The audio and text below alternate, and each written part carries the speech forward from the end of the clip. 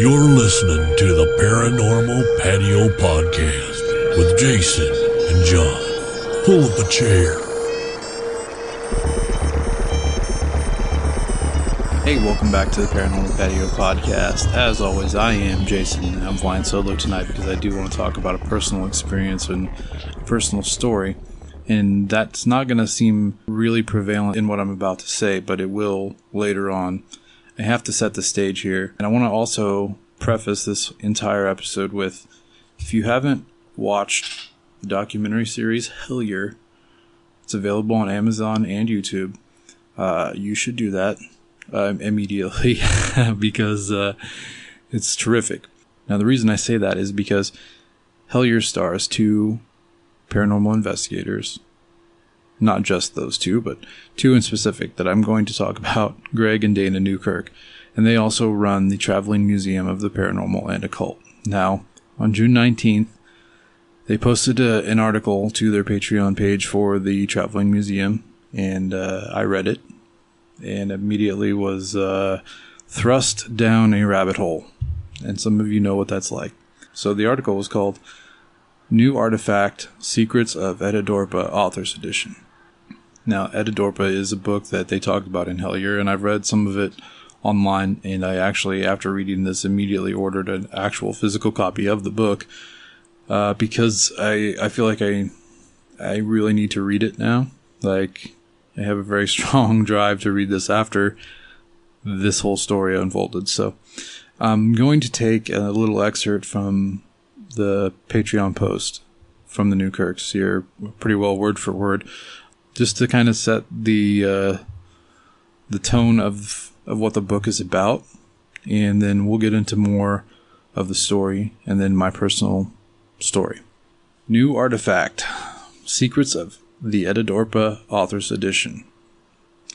In Season 2 of Hellier, we begin to dive more deeply into stories about cave-centric folklore, the dwelling places of old gods, and how tales of goblin-like entities are deeply intertwined into both. One story in particular stood out, not just because of its strange narrative involving an initiatory journey recounted by a man who followed a goblin into a cave, but because that story begins in our hometown of Cincinnati, and the underground journey was into the Mammoth Cave system. Now, that is all very Hellier-centric, and again, please go watch it. Welcome to Etidorhpa. Etidorhpa, The End of Earth, was published by John Uri Lloyd, a Cincinnati-based pharmacologist, in 1895, and is one of the single strangest quote-unquote true stories to ever come out of the Queen City. Now, Lloyd claimed that he was visited by a man named Llewellyn Drury, who gave him the manuscript for the tale, which had been narrated to him by a mysterious individual in the 1860s, and urged him to publish it. Lloyd did as he was asked, and the book went on to be translated into 7 languages across 18 editions. The story is insanely complicated, having 3 narrators, but the basic gist of the tale is as follows. The nameless man who did it approaches a man named Llewellyn Drury, recounting how he was kidnapped by fellow members of a secret society who believed him to be a threat to their secrecy. The society brings him to a cave in Kentucky, where he meets a pale, faceless entity who resides deep inside the Mammoth Cave system. This entity leads the man who did it into the caverns, where secrets of nature of reality are revealed to him as they delve further and further into the earth. And that's the start of the article that I read. And what set it off is actually a little further into that article. And I'm not going to read the whole article because it's not mine, but we'll get back to it in a second. Now, they mention the man who did it is one of the 3 narrators of the book. He's nameless, but it's become pretty well common knowledge that the man who did it was a man named William Morgan. I found another little write-up about William Morgan and tying him to the story. Without reading Etidorhpa, it's hard for me to draw the lines for you because you don't know the story, so it's hard to understand how it's become known that it was William Morgan. I did find this little article. It's actually a fairly long article, but I'm going to read it just because it's really interesting to the story. Was William Morgan the Man? By Bruce Walton. Few Hollow Earth enthusiasts, I believe, are unfamiliar with the fascinating story of I Am the Man, as it appears in John Uri Lloyd's book, Etidorhpa. The original manuscript was allegedly given to a Cincinnati man named Llewellyn Drury by a mysterious being who materialized in his room on a cold November night in the mid-1800s, over 30 years before the volume was eventually published by a friend of his, John Uri Lloyd, also of Cincinnati. The strange being claimed to have formerly been a Freemason, who had, through some unusual encounter with destiny, undertook a remarkable journey into the center of the earth and eventually into the hollow interior itself, some 800 miles beneath the outer surface of the earth. This mysterious being handed Llewellyn a large stack of old yellowed paper, which he learned recorded this fantastic story of the strange visitor known only as I Am the Man. The story recounted his experiences from the early days as a mortal and a mason to his fateful journey into the unknown and eventual transformation into an immortal being. Llewellyn Drury had promised the visitor that he would hide the manuscript as instructed, and he would publish the manuscript after an interval of 30 years. After the agreed-upon interval, Llewellyn uncovered the manuscript, and evading his responsibility, he gave the manuscript to a friend of his, the author John Uri Lloyd, who, after hearing his story of the visit by the mysterious man, enthusiastically set upon the task at hand. Also, as being instructed, he hired an artist, J. Augustus Knapp, to illustrate the volume. And if you watch Hellier, there's several of the illustrations, and you could probably also just look them up, and they are wonderful. Creepy, eerie, and they really do set the tone of the story. And shortly after the book was first published in 1896, it became pretty popular and was widely read, as well as highly controversial. Most people considered, and perhaps still do, that the story was the work of the imaginative mind of John Uri Lloyd. However, due to the descriptions of the Earth's interior, which parallel so closely with other accounts of the inner Earth, Lloyd must have either done a great deal of research on the various Hollow Earth theories of the day, or the story of the visitation of I Am the Man to Llewellyn Drury was in fact a true occurrence. Nowhere in the book is there a mention of the true identity of I Am the Man, or his hometown or state. This may lead some readers to wonder whether or not the occurrences which are mentioned in the first few chapters did actually happen. I believe that such a man existed, and that the events mentioned in the opening pages are based on fact, and I have good reason to believe that after the readers look at the evidence I am about to present, they will have to admit that that certainly is the case. The description of his whereabouts before his adventure begins do not specifically identify his location, but it does provide some clues from which we may be able to determine his hometown. Page 44 of Etidorhpa, first edition, states as follows.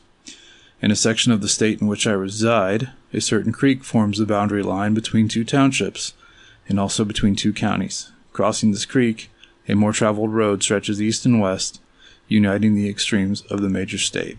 I believe the great state he refers to is the state of New York, and the west-east running road being the one which runs from Buffalo on the shore of Lake Erie to Rochester, New York on the shore of Lake Ontario. On page 72, we find perhaps the most significant clue. On that page, we find a reference to Seneca Lake, which the young man knew quite well. Seneca Lake is the name of a body of water in the northwest New York. So we can assume that this was the state where his story begins, although in the manuscript it was forbidden to give the names of localities.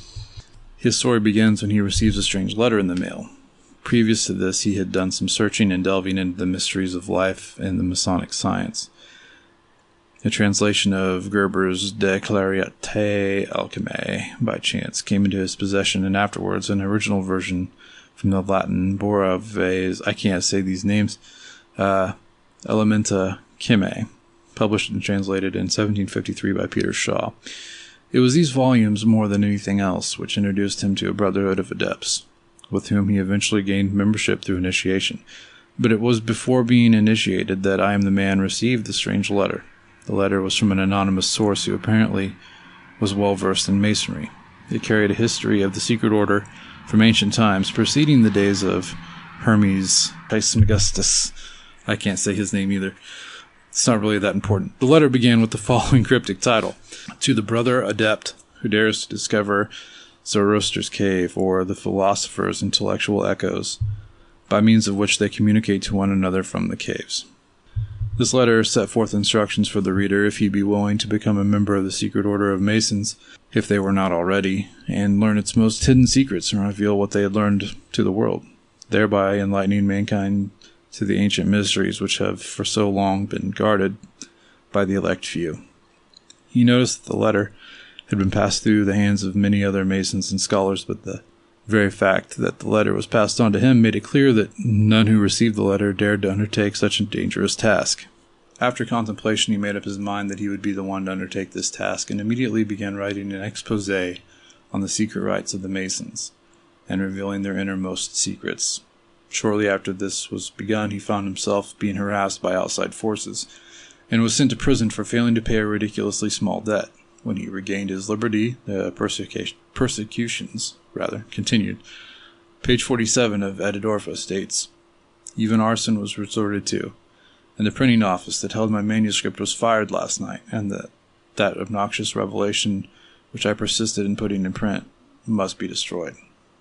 Shortly thereafter, he again found himself in prison, separated from his wife and child due to further minor debts, this time amounting to only $2. This was to be the last time he ever saw his wife and child again. On October 12, 1826, he was abducted from his jail cell and put into a closed coach. In answer to his queries as to why he was being abducted, he was told, "Have you not bound yourself by a series of vows that are sacred and should not be inviolable? And have you not broken them just as no other man before you? Have you not betrayed your trust and merited a severe judgment?" He became aware of a man next to him in the coach, which he soon found to be a corpse, a drowning victim, he was told, who was to be used to cover up his abduction, as upon its discovery all outsiders would believe that the corpse was that of himself if need be. He was then taken on a long ride and became totally lost to his surroundings, not knowing whether he was still in his home state or in another one altogether. He was taken out of a boat at night onto a river, along with the corpse, which he witnessed being dumped overboard by those with him. After this, he was taken to a secluded cabin and subjected to a fantastic ceremony which suddenly aged the young man into an old, white-haired, feeble man by the application of a strange liquid which was applied to his skin by a group of masked men in robes.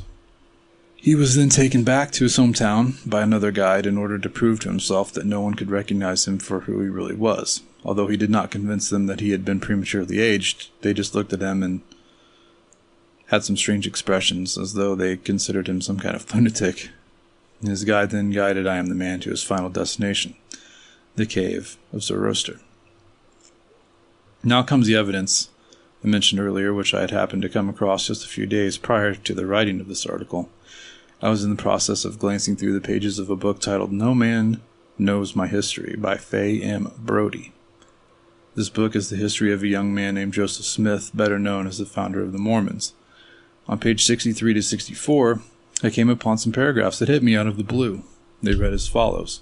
In 1827, there were no monarchies or dictators threatening American democracy, and no invaders on the borders. Yet the country was seized by a swiftly spreading fear that the Republic was in danger. The terror began in western New York in September 1826. In Batavia, on the road to Buffalo, a printing press was burned, and its owner beaten by a group of masked men. In the press office were fresh prints of a new book, an exposé on the secret rites and oaths of Freemasonry. The author, William Morgan, was abducted some days later and carried to Canandaigua, 9 miles from Joseph Smith's house, for a mock trial. He was then taken secretly to Fort Niagara on the Canadian border, where he disappeared. 5 prominent Masons in Canandaigua were tried for his murder in January 1827. The whole countryside moved in to hear the proceedings. When these 3 were acquitted, and the other 2 received sentences of less than a year, the public felt cheated. Further trials were held in February, and anti-Masonry spread with each acquittal. Morgan and the Masons became the standing theme of conversation in the field and tavern. Churches dismissed pastors who would not renounce Masonry, and deacons who would not resign their memberships were forbidden from the sacrament. Anti-Jackson politicians saw in the rising fever the makings of a political party. Although the Palmyra newspapers maintained a measure of objectivity for a time. This eventually broke down and the local lodge was forced to disband. In October 1827, a bloated corpse was washed upon the shores of Lake Ontario. The turf had scarcely been planted on the grave when someone suggested that the corpse was Morgan's. The whole country thereafter, wrote one observer, rang with the exclamation, "Morgan is found." Mrs. Morgan had not a particle of doubt that the identity of the body, fully believing it to be that of her husband. Only one difficulty remained, and that was mere trifle. There was not a single article of clothes found upon the deceased that belonged to Morgan. Since an election was approaching, the funeral show was delayed until shortly before the voting.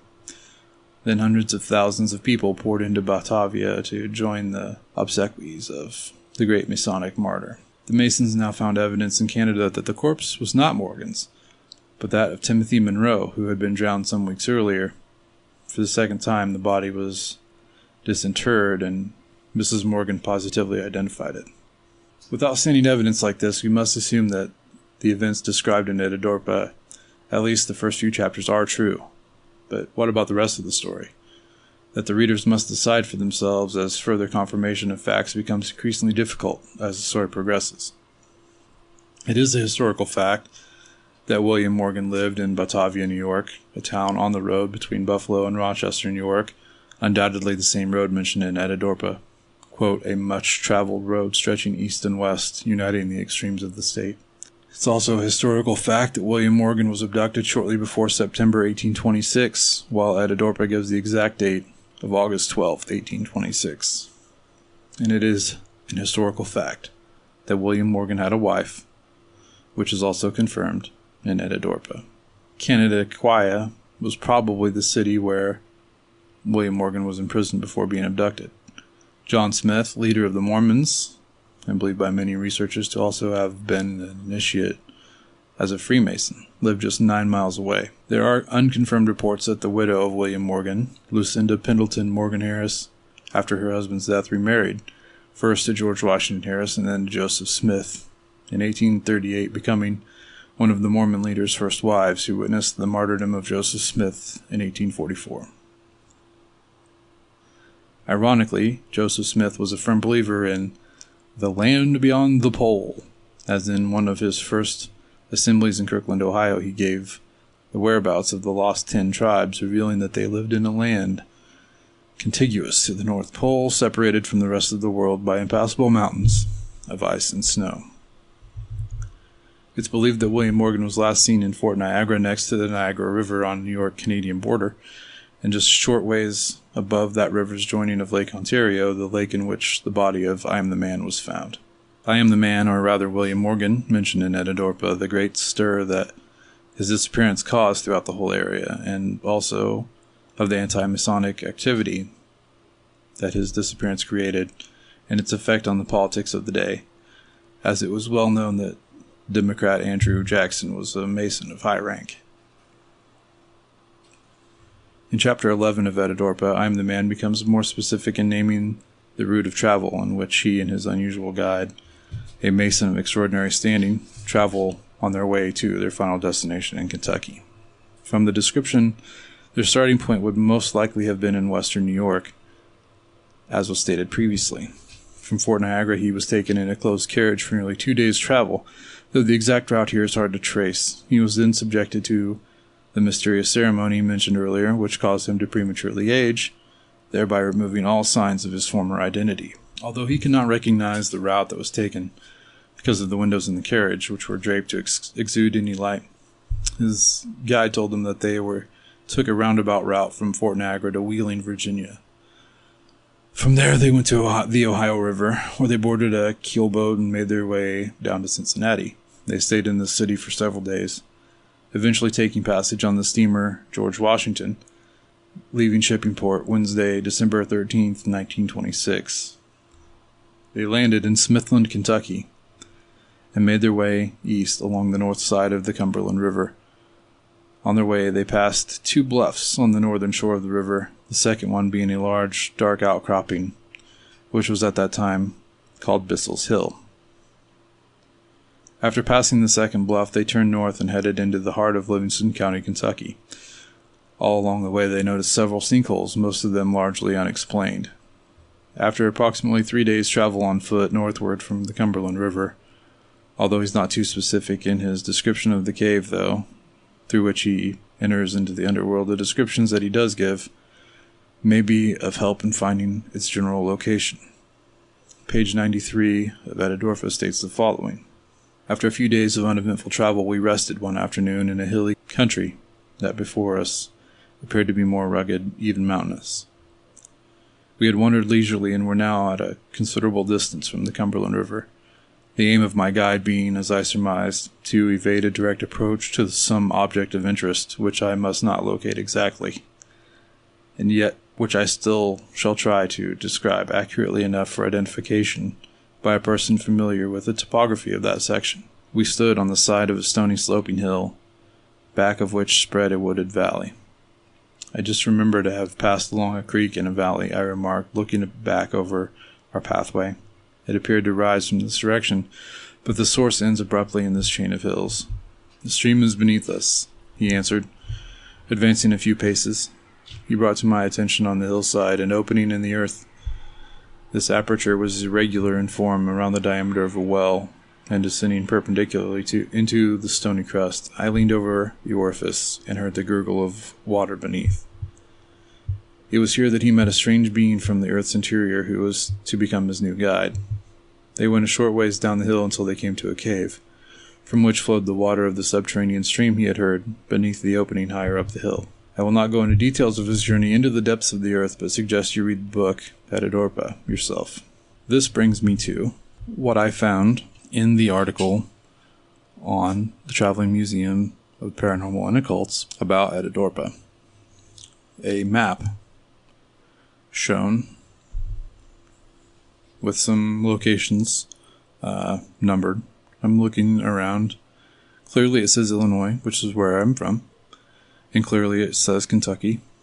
But I'm looking around and I see number 2 happens to be Smithland, Kentucky. This is where it gets weird. And this is where this is all led to, is my personal experience. Sometime between me being 16 years old and graduating high school in 2003, I unknowingly had started some kind of a journey here that would culminate 2 years later. This journey may be only a starting point now, because of how this has all hit me. But I remember vividly a lucid dream I had, and my girlfriend and I, at the time, were flying around southern Illinois, like literally flying. And I've been there several times when I was a kid. Always found beauty and adventure down there. Garden of the Gods, the Iron Furnace, Cave and Rock. These are still some of my favorite places that I've ever been. And they're all there. And southern Illinois is so very different geographically than like anywhere else in the state. It feels like you're somewhere else. But that's beside the point. Anyway, so we're flying around, and we crossed the Ohio River into Kentucky. But at the time, in this dream, I had no idea that what I was seeing was Kentucky. It was something that I didn't even think about. It's just not important. And I didn't think about it until 2 years later. But in this dream, we flew past this large house. And I can still remember it to this day. It's like a creamy white color, almost yellowy in the dream, with blue shutters. And it was surrounded by a fence and an odd gate. The gate wasn't necessarily odd itself, but it was odd for the area. The fence was odd for the area. Now, I remember flying around the front of this house. I remember it vividly. It was nice, obviously worth a lot of money, but nothing really happened. And we landed near the southern bank of the Ohio River, which is just feet from this house. And I remember walking the bank towards some small trees and brush. And at my feet, I noticed like a dozen gar fish heads. So they're all like thrown all over the bank. And it was just the heads. And some of them were just skulls. Some of them had skin various states of decay. But I'm standing there on the bank, and I turn my head over my left shoulder, and there's this bright light. Like, I lose my vision, and then I wake up. So I didn't think much about this. It was just, I woke up and was like, oh, it was a fun little dream or whatever. No idea how profound it would be. My memory's not quite as good as it used to be. But I'm thinking this was nearly 2 years later, after this dream. My friends and we set out for a day trip to Southern Illinois. We're going to go hiking, go sightseeing. As previously mentioned, I had been there several times. Now, neither of my friends had been, ever. So I was like the de facto guide for the day. And we'd been to all my spots, and we're looking at a couple more hours before we were going to head back home.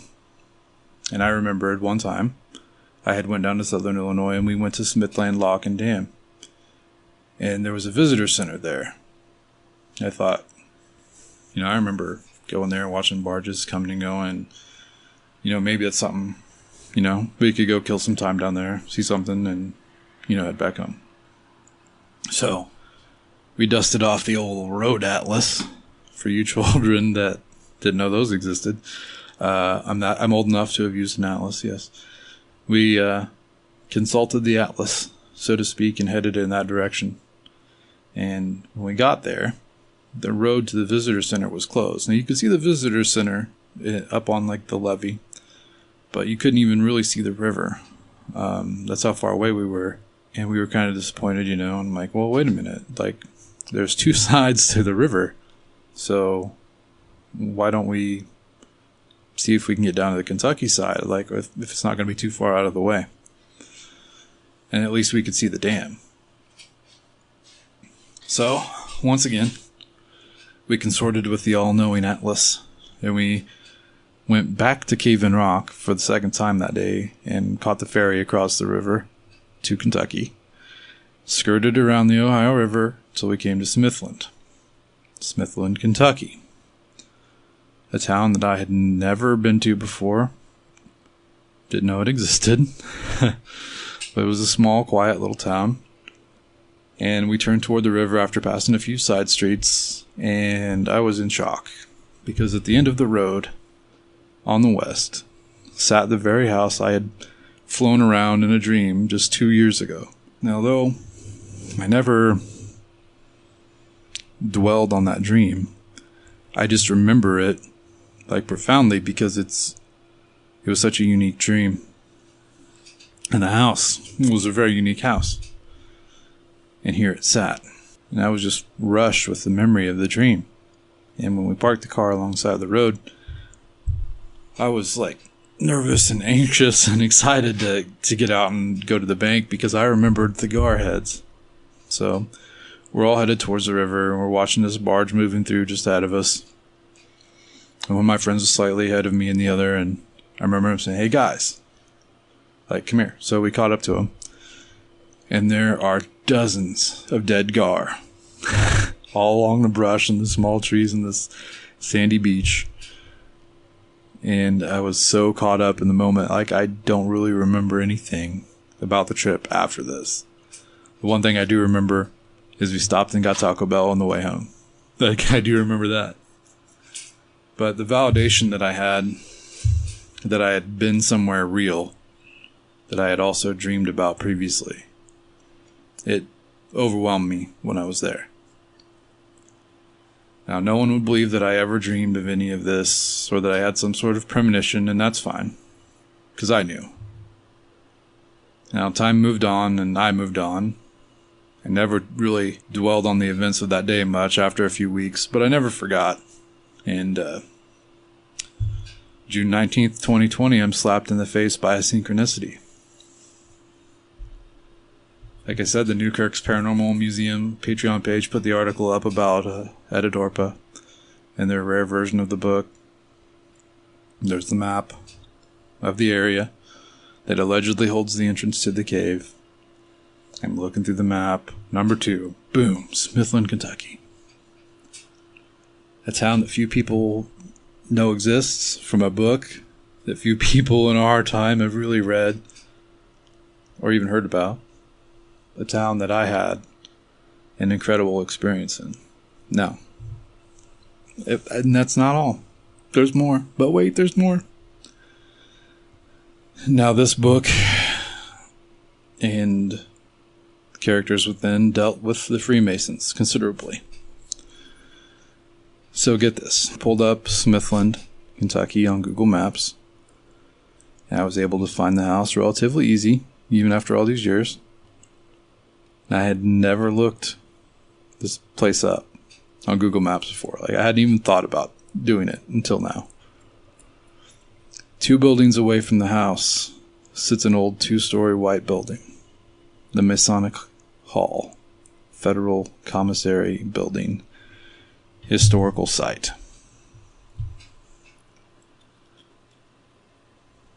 Now, how's that for a slice of fried gold?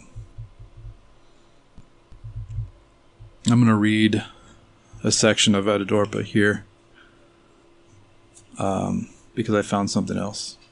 We stopped that night at a tavern in Smithland. Leaving this place after dinner the next day on foot, we struck through the country into the bottomlands of the Cumberland River, traveling leisurely, lingering for hours in the course of a circuitous tramp of only a few miles.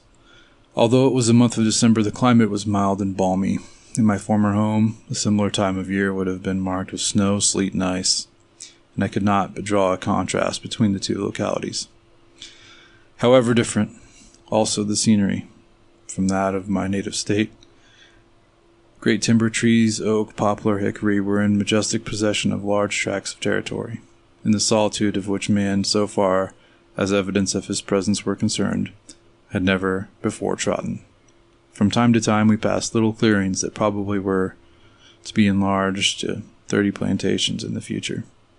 And finally we crossed the Cumberland River. That night we rested with Mr. Joseph Watts, a wealthy and cultured landowner who resided on the river's bank. After leaving his home the next morning, we journeyed slowly, very slowly, my guide seemingly passing with reluctance into the country. Now, they stayed with Joseph Watts. I found some information about Joseph Watts. Born October 15th, 1794 in North Carolina, he died April 5th, 1869, 4 years after this book is published, in Livingston County, Kentucky. Buried at Smithland Cemetery, Smithland, Livingston County, Kentucky. Tombstone inscription reads, born near Hillsborough, North Carolina, died at home in Westwood, Kentucky. Westwood is a suburb of Ashland, Kentucky. And according to the Newkirks and the rest of the Hellier team, Ashland, Kentucky is the once home of Indrid Cold, the ultra-terrestrial friend of Woodrow Derenberger, and the events that took place before and during the Mothman Flap in West Virginia in 1966. Indrid Cold plays a part in Hellier. It's a topic of research, and they are the ones that are able to track down Ashland, Kentucky as the home at the time of Indrid Cold, based on an interview in Alan Greenfield's Secret Cipher of the Euphonauts with Terry Rist, who of course is one of the main features of the Hellier series. So they mention Etidorhpa in Hellier because of the similarities from what they're going through and the book. A book that mentions a man who died in his home just outside of Ashland, Kentucky, home of Indrid Cold, who was buried in a town that I've been to, where I had a profound experience, which was also a setting for part of the story. Just a synchronicity bomb kind of went off on me on June 19th, and I'm still searching. You should too. Thanks for listening to the Paranormal Patio Podcast. As always, I've been Jason.